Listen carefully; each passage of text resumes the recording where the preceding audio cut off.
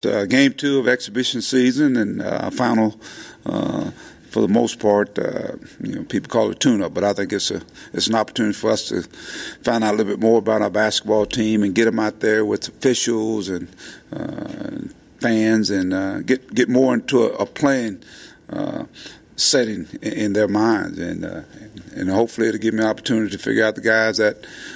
So we're probably, when you look at Friday, you're a week away from opening up. So got to have some guys in mind who are going to be playing and who are going to be the core guys. And so this game here will give me another opportunity to see these guys in that setting. So I'm anxious to see him playing against Southwest Baptist School, coached by Shihai.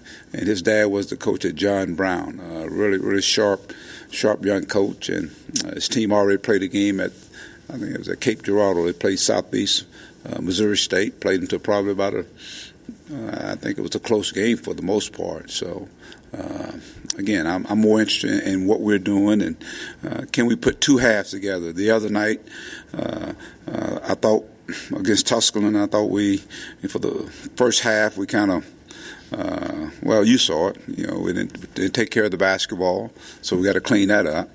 Then, of course, free throw line. We were horrendous at the free throw line, especially in the first half. Second half, I thought we settled down and played like we've been practicing for the most part. So I want to see a continuation of that second half versus that first half, and again, see if our guys can come out defensively and rebound better. Be a little more physical, around the basket, scoring from that department, and get into our defenses. So, again, this is the last exhibition game, and then it's for real after that.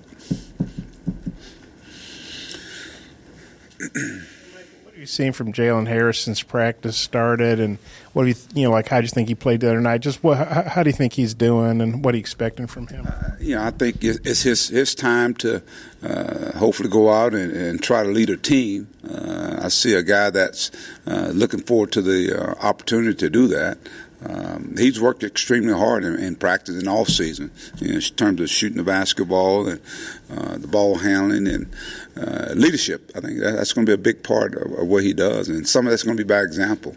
I thought the other night, he was playing too fast early in the early part of the game. He got fouled, got a couple of fouls, hand checking, trying to do things real fast. The second half, we saw the impact he can have on a game, and whether it be distributing the basketball, harassing on defense, rebounding. He's pretty athletic too. He's kind of sneaky athletic if you don't watch him. So, but I think he could be great, with a pressure defense, with the understanding of, you got to have patience. And what I mean by patient is that you're not trying to steal every pass. You're just trying to disrupt. And the more he does that and have the patience, then I think it's going to trickle with our team, because the other guys are watching him. Keyshawn, Isaiah Joe, those guys are watching him in terms of what he's doing. Dez. So again, he's in an important spot. I tell you that. And so hopefully he can lead by example in terms of how he plays. Just with the first game, Gafford already having the foul trouble, how kind of important is that to get him in that happy medium where you play aggressive but don't get in early foul trouble? Well, his fouls, I thought they were kind of lazy fouls, really. I think some of them were like jumping sideways when a guy come in there, and obviously now if you're in that lane, you can jump straight up. I mean, with his length at 6'11", jumping straight up, especially within that arc, that plays into his advantage. So and I think he probably got one with his hands, pushing behind there.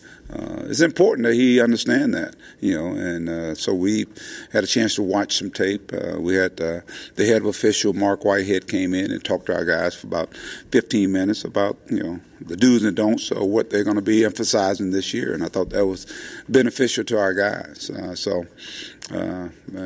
He's in a different position now, and obviously he's got to understand the value that he has to our basketball team, and just play smarter. I think that's the biggest key. Play smarter. As you said, there's a thin line. You play hard and smart, and he's got to do both of those. You guys fell behind 8-0 the other night, and kind of came out slow. The guys were talking about jitters. Do you think with this being the second exhibition game, maybe there'll be less of that with all the new guys? I'm looking for them to have a continuous of that second half. Be aggressive, be in attack mode, take good shots, get to the offensive glass. We got to the free throw line. We just got to make free throws. So the way we play it is a game of runs. It's a game of runs. And so if we can continue to have, 10-0 runs, 8-2 runs, again, you say we got behind 8-0. I think we went up 12 or 13-12 or something like that. So that was a run there. So the way we play is a game of runs, and with us playing so many guys, you'll see that. But we just got to have a continuous of what took place the other night and just go out and do the things we do in practice every day. With such an inexperienced team, can they make a big change from last week to in a week's time? Can they make a lot of improvement just because there's so much ceiling for them because they're so young? You hope to, Bob. I think from game 1 to game 2, they actually had an opportunity to go against someone other than themselves, and so I thought Tuscaloosa came out and played much harder than we did early on. I really did. And they were real physical with the loose balls diving on the floor. So it gives these guys a sense of understanding, and you got to play with that sense of urgency. From when you get out there, and don't take it for granted the minutes that you get out there. Like I said, I'm just trying to create some habits in their mind that when they go out there, whether it be 2, 3, 4 minutes, give us the hardest, most efficient minutes you can give us.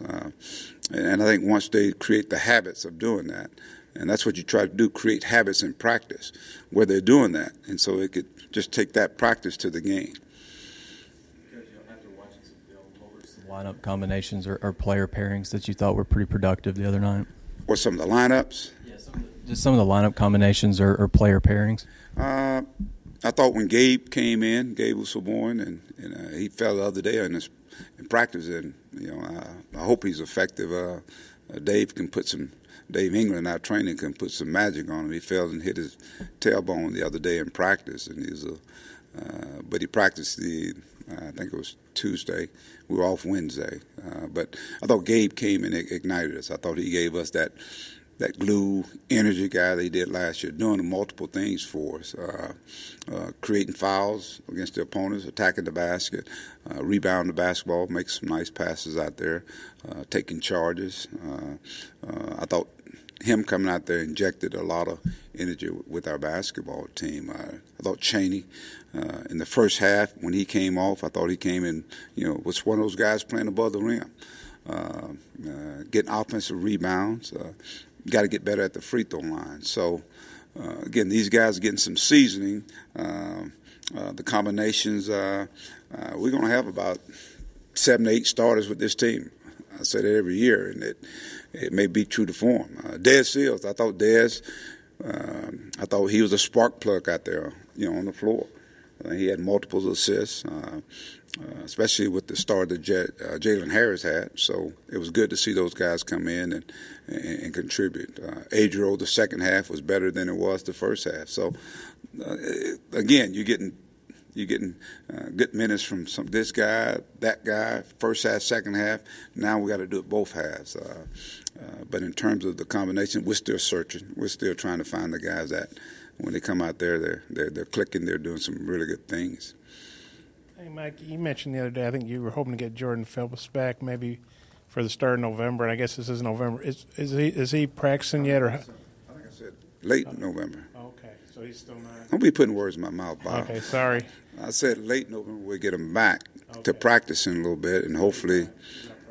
No, he is not. No, he's not. And then with this being the last exhibition game before, you play Texas, do you shorten your bench at all tomorrow night, or do you still play, pretty much everybody? I pretty much played the guys, probably play most of the guys. I probably give extensive minutes to the guys that are going to be those core guys, and so we'll see how the game goes.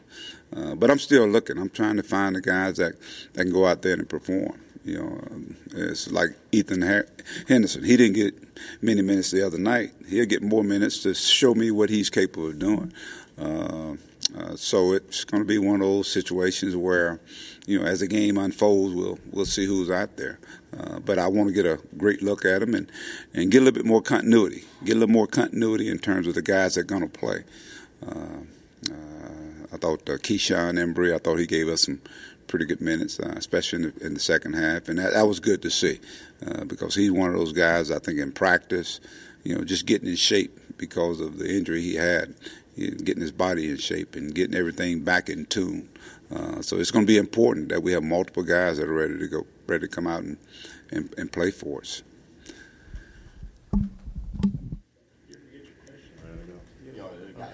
Okay. Hey, with Jaylen Harris, did you guys recruit him out of high school, or kind of how'd you guys end up getting on him? I think Coach Cleveland was very familiar with him.